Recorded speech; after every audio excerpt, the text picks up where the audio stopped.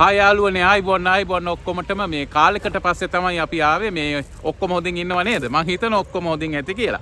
අද අපි ආවේ මේ ඉතාලියේ රජ මැදුරක් බලන්න.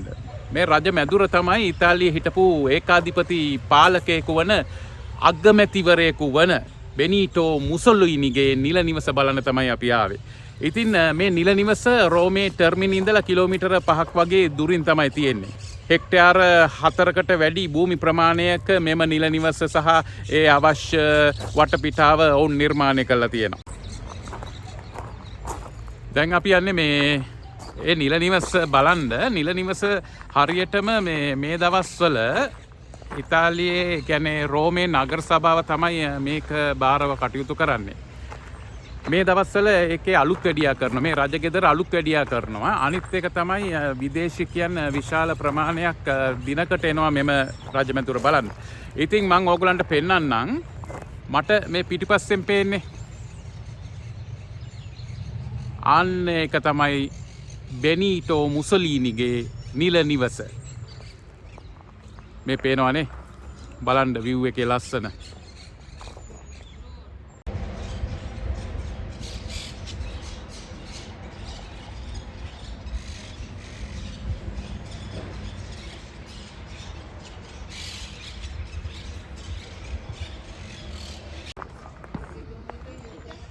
මේ තියෙන්නේ මේ පාඩි පෙළවල් ඔක්කොම මේ පැරණි විදිහට තමයි තියෙන්නේ.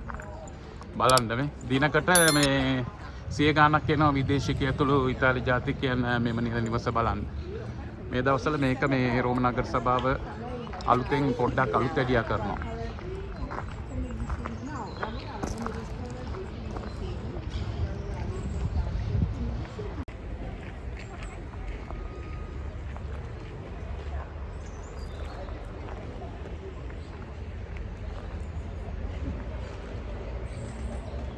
බලන්න මේ රජගෙදර එක පැත්තක්.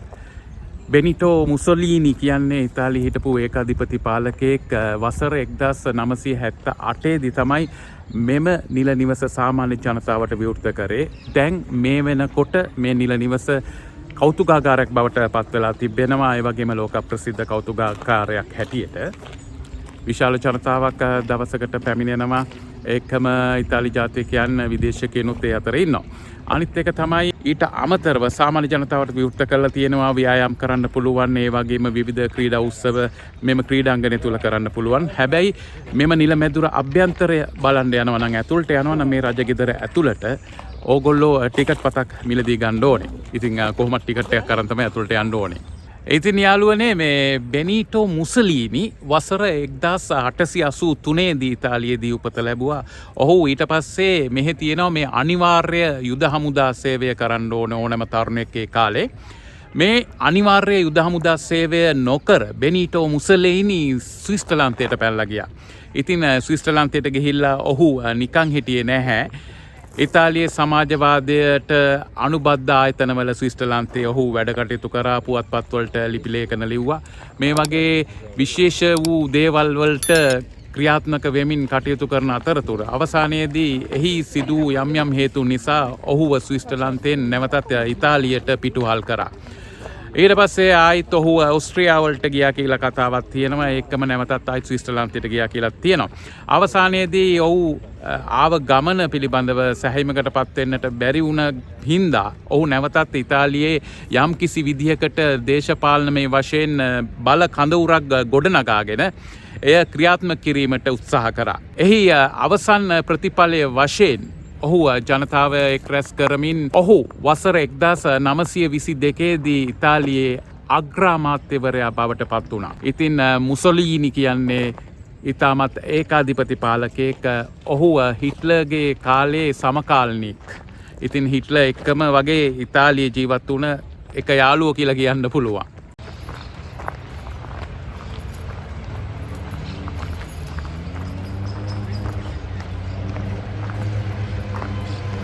මේ බලන්න ලස්සන view එක.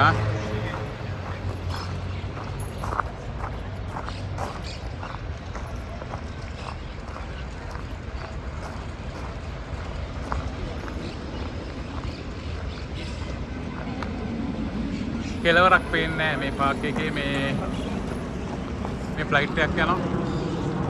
මේ ළඟ තියෙන එයාපෝට් එක. Ma poi soprattutto බලන්න ලස්සන view එක.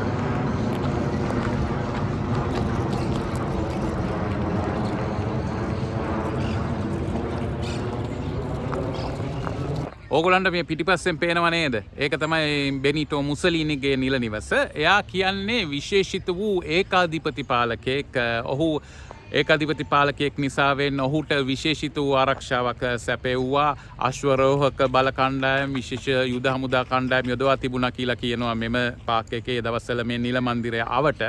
ඕගලන්ට පේනවා ඇති දැන් මට පිටිපස්සෙන් පේන ගොඩනැගිල්ලේ තමයි විශේෂිත බල කණ්ඩායම් යුද හමුදා කණ්ඩායම් යොදවා තිබුණා කියලා කියන්නේ.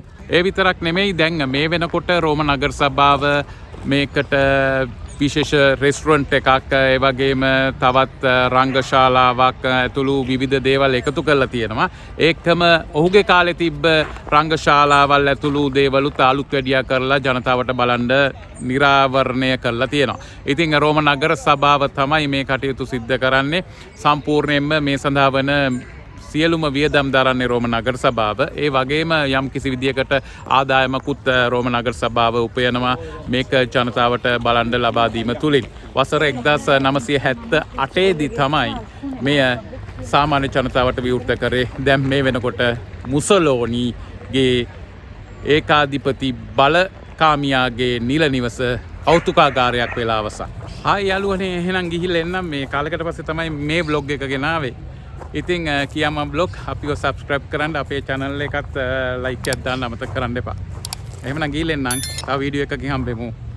චාවෝ.